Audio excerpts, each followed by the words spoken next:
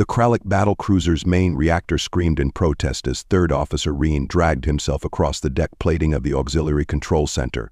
His lower limbs left trails of violet blood, but he barely noticed the pain anymore. The ship's inertial dampeners had failed during that last barrage from the Skamet vessel, and artificial gravity was fluctuating wildly. Only his species' natural ability to adhere to surfaces kept him from floating away like so much other debris. Status report. He barked into his collar communicator, hoping anyone would respond. The silence that followed was broken only by the creaking of overstressed hull plates and the distant hiss of atmosphere venting from somewhere aft. The Pride of Dawn had fought well. By the ancestral spirits, they had fought brilliantly.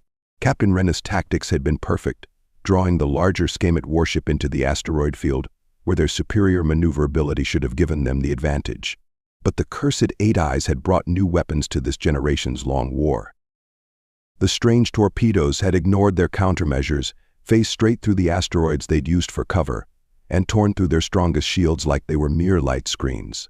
Engineering, respond. Reen tried again, his secondary heart beginning to flutter with stress. Bridge team, please acknowledge. The last he'd seen of engineering was First Engineer Guy desperately trying to contain a cascade failure in the primary plasma conduits. The bridge had taken a direct hit.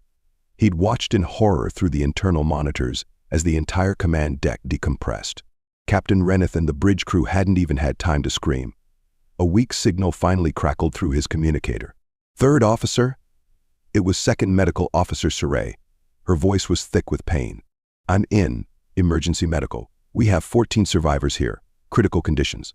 Life support failing. Reen's primary heart nearly stopped. 14 survivors. Out of a crew of 230, he forced himself to remain focused, to be worthy of the captain's faith in promoting him to the command track. Hold position, Second Medical Officer. I'm coming to you. He began pulling himself toward the access shaft.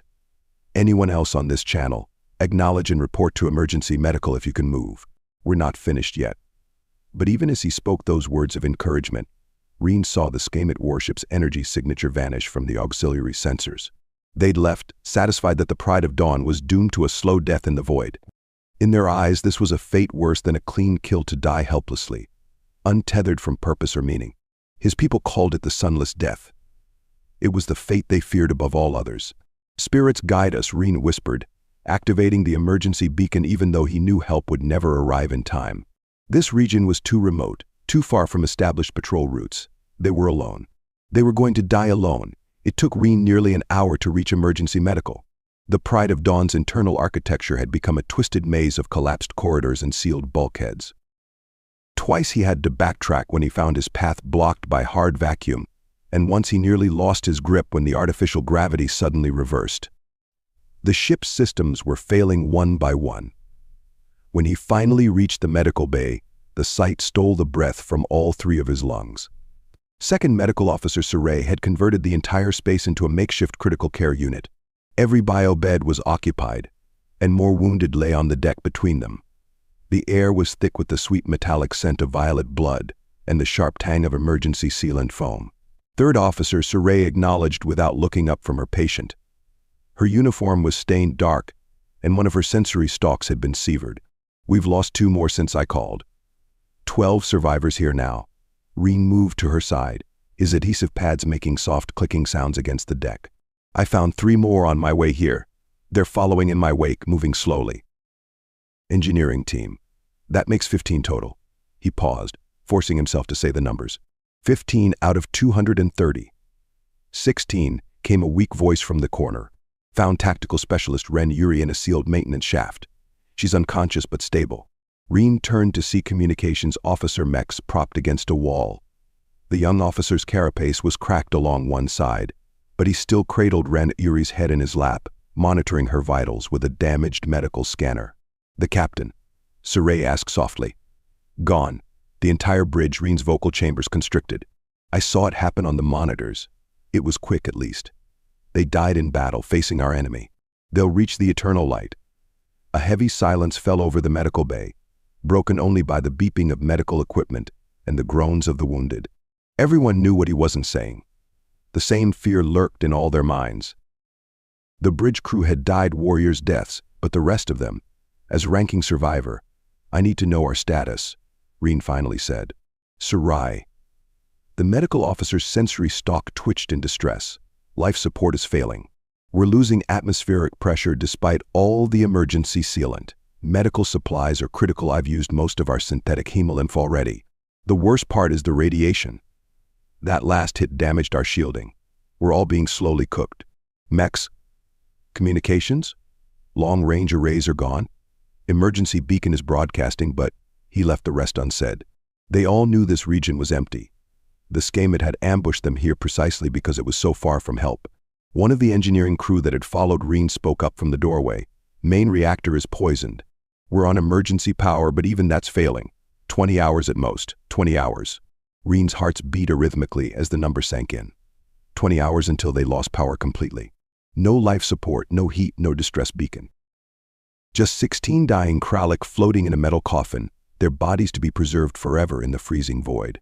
The sunless death. We'll need to begin the rites, he said quietly. We may be denied the eternal light, but we can at least die with dignity. With a harsh buzz from Mex's jury-rigged communications panel cut him off. The young officer's sensory stalks went rigid. Third officer, he said, his voice trembling. Multiple ships just appeared on our remaining sensors. Energy signatures are their spirits preserve us. Skamet reinforcements? No, sir. The signatures are Deathworlder. 3 hours had passed since they'd first detected the Deathworlder ships, but the alien fleet remained at the edge of their sensor range, seemingly content to observe their slow death. Reen found their patience unnerving. Every species knew that Deathworlders were aggressive, driven by the violent instincts bred into them by their harsh home planets. Why hadn't they attacked? He pushed the thought aside. They had more immediate concerns. It is time, he announced to the gathered survivors. Even those too injured to move had insisted on being dragged into the main area of the medical bay. No one wanted to be alone. Not for this. Sarai had dimmed the lights to conserve power, leaving only the soft purple glow of the emergency strips. It made the medical bay feel like a temple, which was fitting. They had to make do without a proper spiritual officer. She'd been among those lost in engineering. I am no priest, Reen began, his voice rough, but I will speak the words as best I remember them. He held up the captain's rank insignia, retrieved from the sealed box in her ready room. It would serve as their focus crystal. We gather now in the darkness between stars. We gather now in the darkness between stars, the others echoed weakly. Each of us is a light, born from the eternal light, destined to return to it. Our ancestors watch us from every star, waiting to welcome us home. But his vocal chambers tightened. This was the hard part. But we find ourselves untethered. A soft, keening sound rose from several of the wounded. Even the stoic Sarai's sensory stalks drooped in despair. The ancient texts say that a warrior's death, faced with courage and purpose, creates a bridge of light to guide us home. A peaceful death, surrounded by family and community, weaves a web of memories that carries us to the ancestors. But to die alone in the void, helpless, without meaning, Reen's secondary heart clenched. We will drift forever in the dark between stars, our lights never finding their way home. Never finding home, the others whispered, a ritual response spoken with deep anguish. Mex, still monitoring his makeshift communication station, looked up. Is it true what they say, third officer? That the spirits of the sunless dead can sometimes be seen as ghost lights in deep space, luring other ships to their doom? Those are old wives' tales, Sarai snapped, but her sensory stalks quivered. Everyone had heard those stories. Every Kralik spacer knew someone who claimed to have seen the phantom lights of lost souls trapped in the void. Focus, Reen said firmly. We still have our dignity, even if we are denied the eternal light. We will face our end as Kralik warriors, not trembling larvae. Each of us will speak our lineage, our deeds, our sir. Mex's posture went from despairing to rigid in an instant. The Deathworlder ships, they're moving. Coming straight for us. Reen felt his heart stutter. Perhaps this was better. A violent death at the hands of enemies was preferable to the sunless death.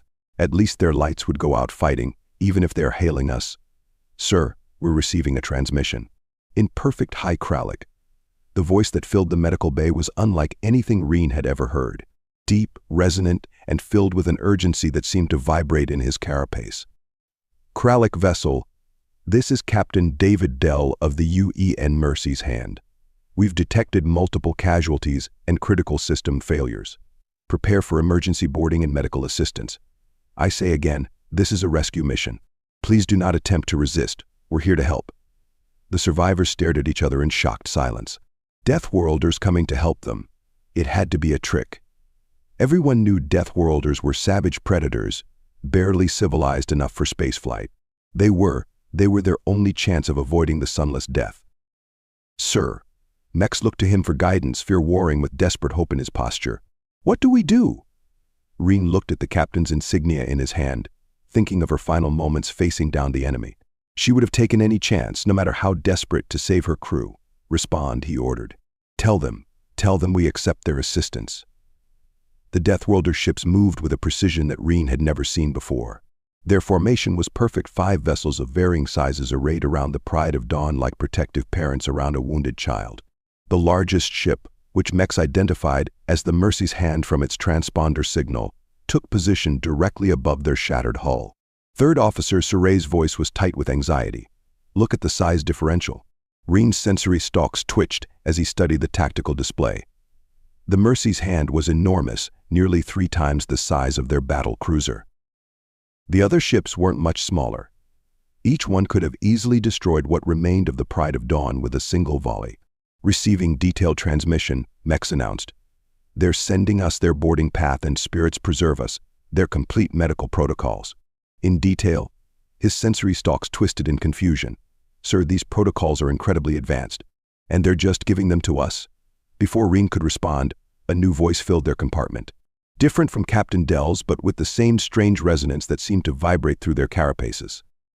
"Kralik vessel, this is Dr. Hassan of the UN Emergency Response Team.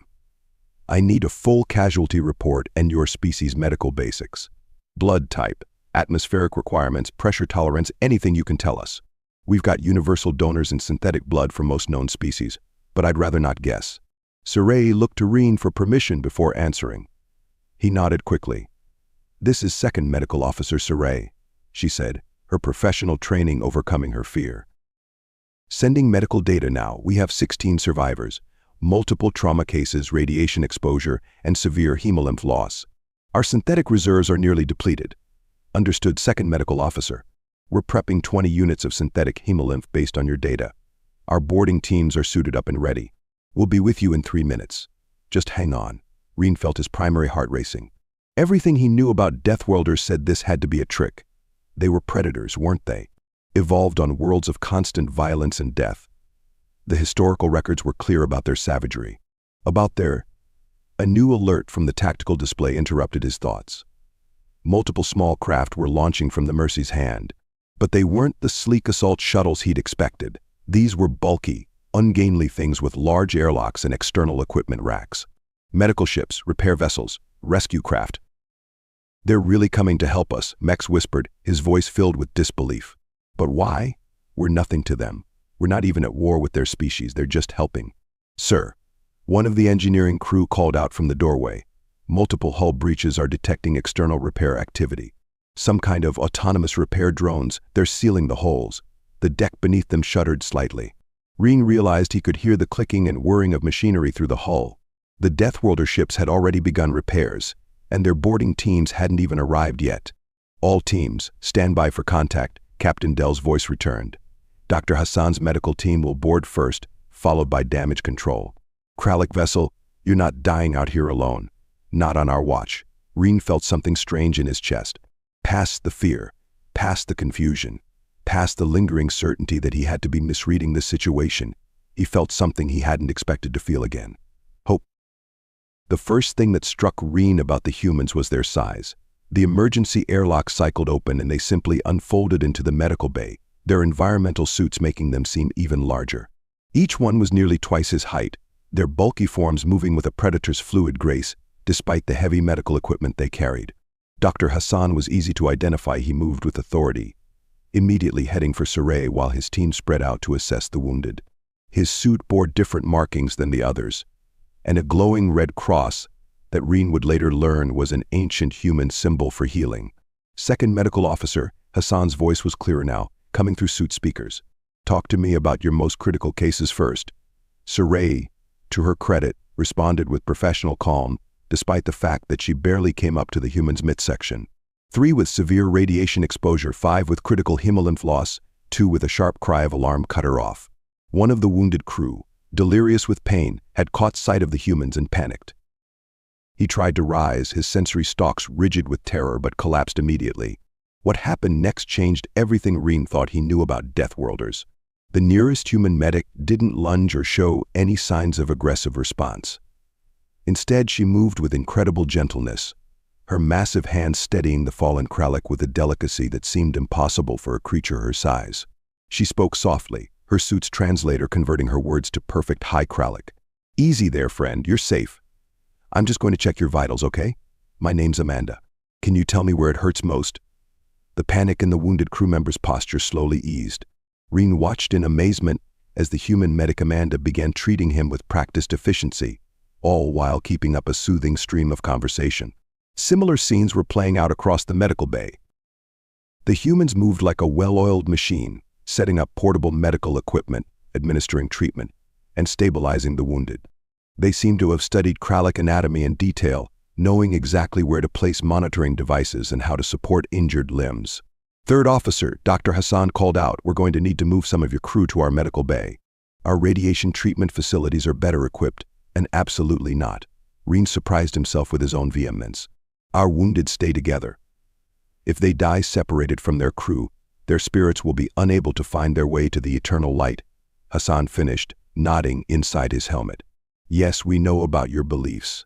That's why we're converting Cargo Bay 3 on the Mercy's Hand into a Kralik-specific medical ward. Your entire crew will stay together, and Second Medical Officer Suray will oversee their care alongside our team. We've already adjusted the atmospheric pressure and composition to match your ship's normal settings." Reen's sensory stalks quivered in shock. These Deathworlders had not only studied their anatomy but their spiritual beliefs, had prepared specifically to accommodate their cultural needs. "Sir," Mex called from his station. "The repair drones, they've sealed over 60% of our hull breaches already.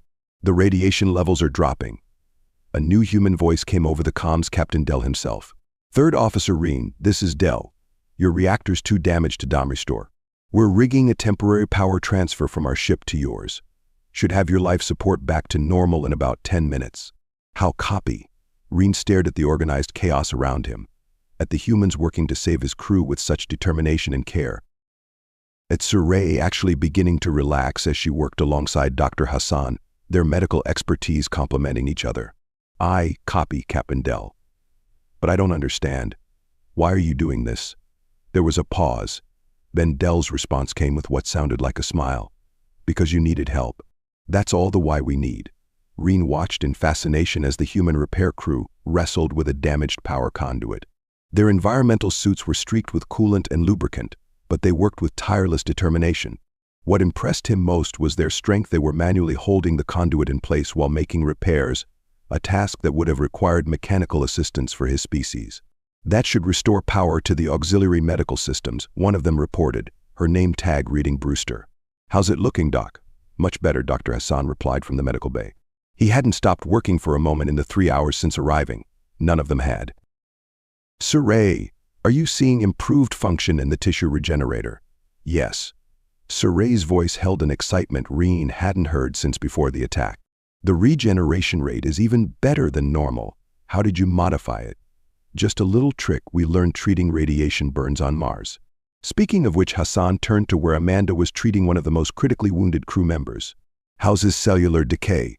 "Stabilizing," Amanda replied, her massive hands delicately adjusting something too small for Reen to see. "The targeted nanites are repairing the worst of the damage. He'll need a full treatment course, but he'll live. He'll live." The words echoed in Reen's mind. They would all live. Just hours ago they had been preparing for the sunless death. And now, hey. A gentle nudge drew his attention. Another human medic, Fuller, according to his suit, held out what appeared to be a ration pack. "You need to eat. Can't take care of your crew if you don't take care of yourself." Reen accepted the package automatically, then stared in surprise. It was a Kralik military ration, complete with proper nutritional supplements. "You even have our food?" Fuller chuckled, the sound warm even through his suit's speakers. "Standard equipment for all UN rescue ships. We carry emergency supplies for every known spacefaring species. Never know who you might need to help out here in the black. But the cost, Reen's administrative experience made him acutely aware of the resources being expended on their behalf. The specialized medical supplies alone must be worth a fortune. Worth every credit, Fuller said firmly. Besides, this is what we do. Every human ship capable of rescue operations is required by law to maintain these supplies and undergo regular training in medical procedures. Before Reen could respond, a commotion drew their attention. One of the wounded crew members, young Teak from engineering, had started thrashing in distress. No, Teak moaned, the darkness drifting in the dark. Amanda was there instantly, but instead of restraining him, she began to sing. The translator rendered her words into Kralik, but kept some of the original melody: shine bright, brave soul, the stars guide your way, the light eternal leads at home today, though void surrounds you, you're not alone. Every star is a beacon to guide you home. Reen's sensory stalks trembled in shock. It was an ancient Kralik comfort hymn, sung to the dying to remind them of their connection to the eternal light. But how? We studied everything we could about your people, Fuller said quietly. Not just your biology, but your culture, your beliefs, your fears. We know what the sunless death means to you. We weren't about to let that happen, not to anyone. Teak had calmed, his breathing steadying as Amanda continued to sing. Around the medical bay, other humans had taken up the hymn, their voices creating a strange but beautiful harmony. Even Dr. Hassan was humming along while he worked.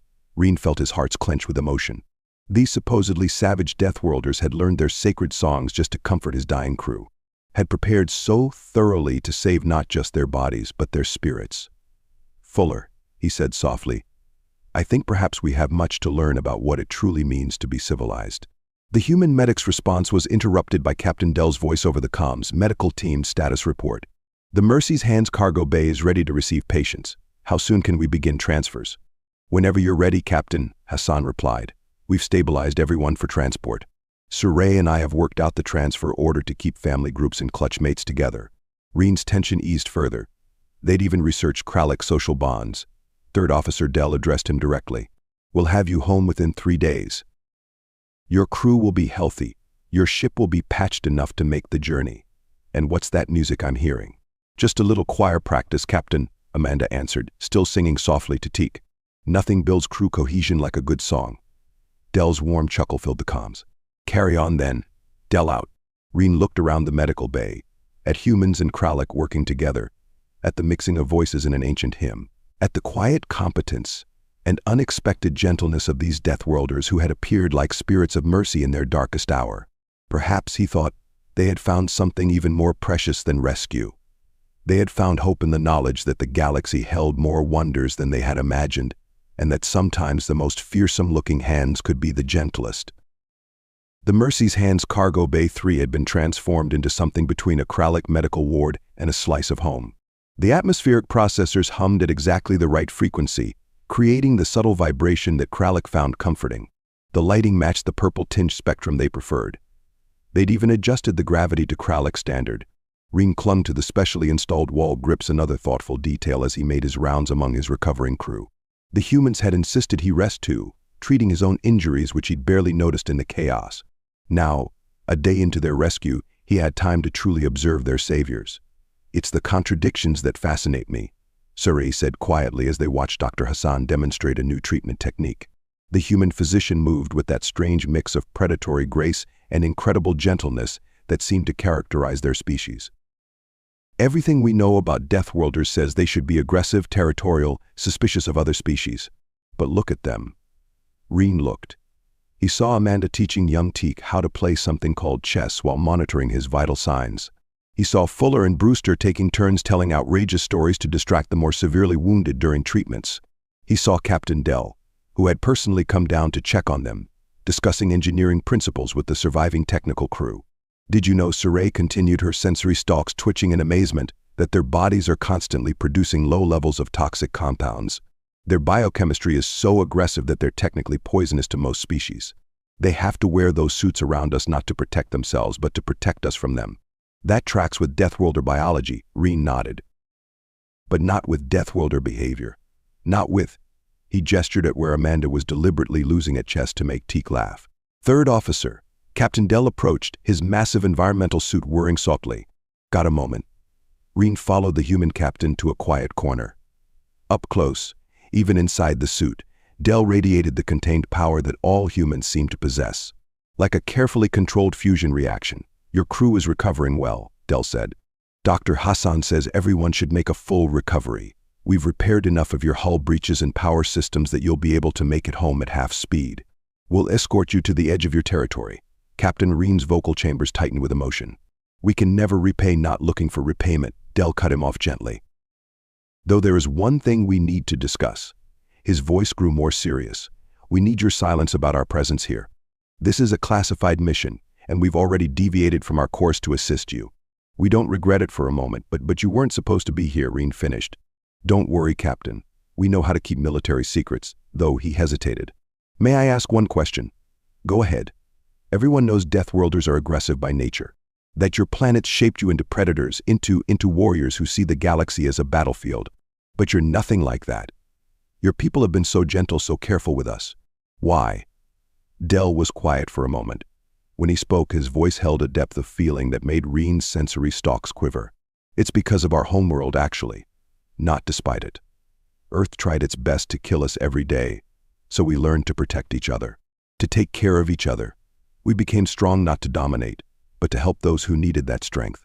Out here. He gestured at the stars visible through the cargo bay's viewport. We found more people to protect. More ways to help. That's what strength is for.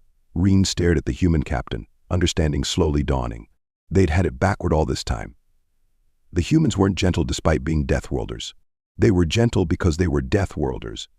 They had evolved not just physical strength, but the strength to care. The strength to be gentle with beings far more fragile than themselves. The strength to risk their classified mission to save 16 strangers dying alone in the void. Thank you, Captain, Reen said softly. Not just for saving us, but for teaching us that we had more to learn about strength. Del's answering chuckle rumbled through his suit. Stick around the galaxy long enough, third officer, and you'll find there's always more to learn. Now, I believe Amanda is about to teach your crew something called poker. This should be entertaining.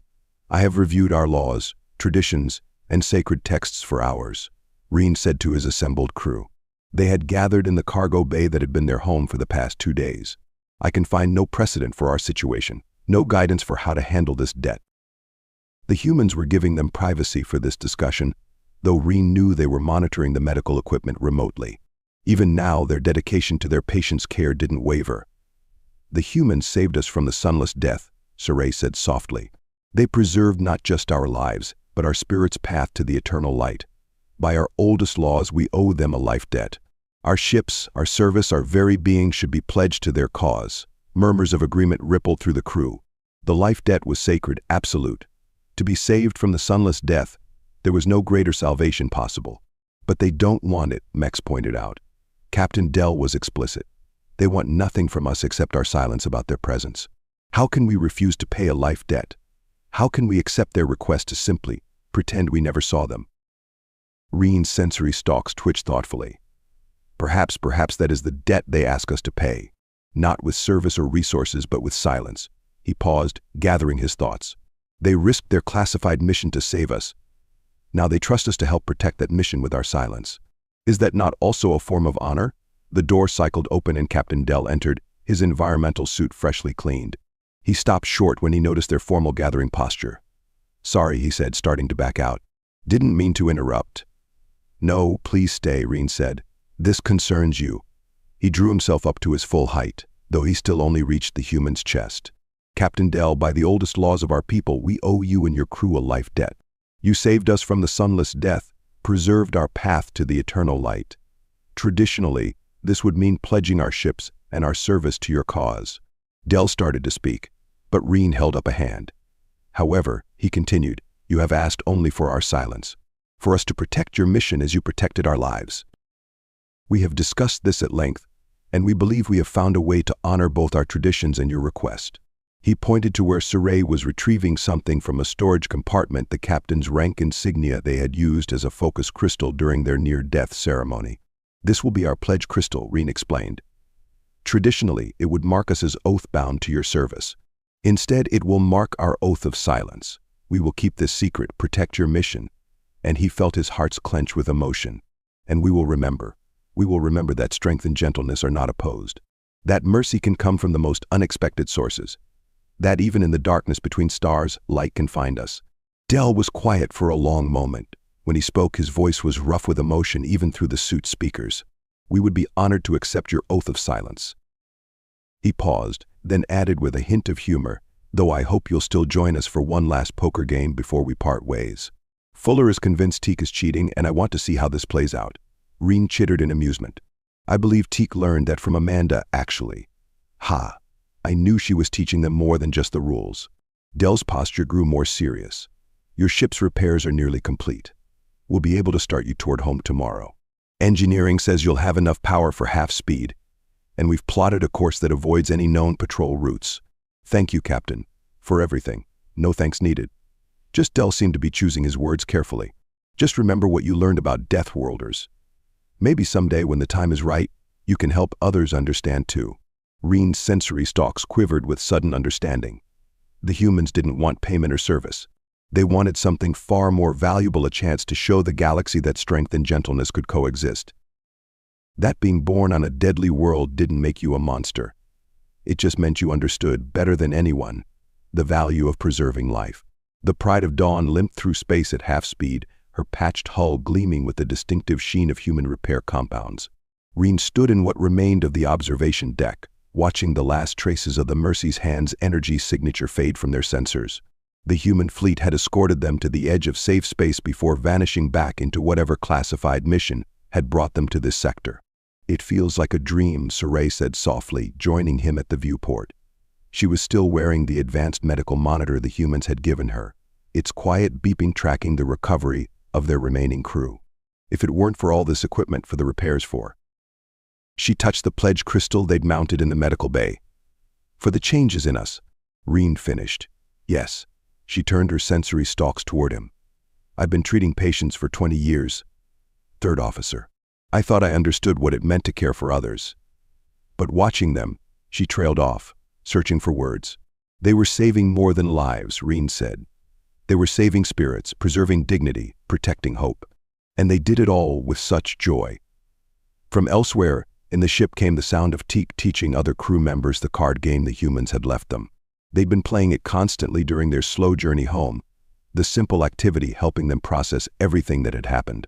The High Command will want answers, Saray said after a moment, about how we survived, how we repaired the ship, about why our medical bay now has equipment decades ahead of anything they've seen.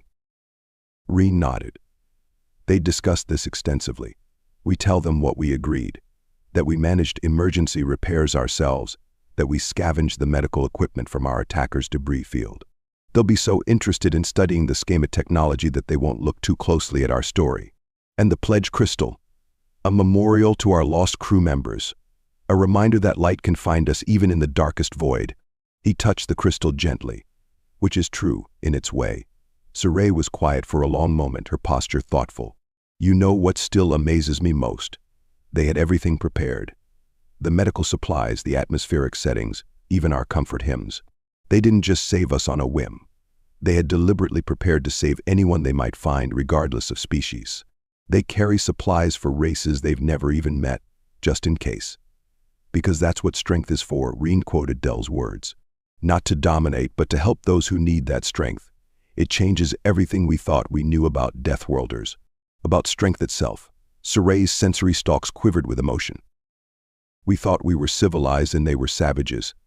But when we were dying alone in the void, when we had nothing to offer and no way to repay them, they showed us what civilization truly means.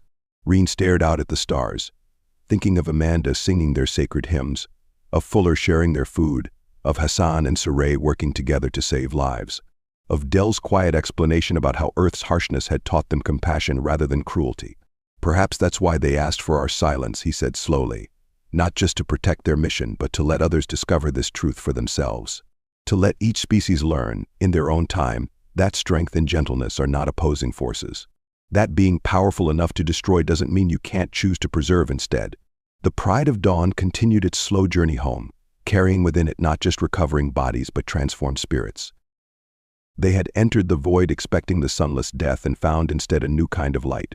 A light that came not from the stars that guided them home, but from the hearts of beings they had wrongly feared. Somewhere out there, Reen knew the human fleet continued its mysterious mission. Somewhere out there, they might even now be preparing to save another crew, to teach another species this profound lesson about strength and mercy. He touched the pledge crystal one last time before heading to join the card game. They would keep their oath of silence, but they would also keep the deeper truth they had learned, that sometimes the most fearsome-looking hands could offer the gentlest mercy, and that true civilization wasn't about technological advancement or military might. It was about choosing to help, simply because help was needed. That was all the why anyone needed. Thank you so much for listening to this story. I hope you enjoyed it.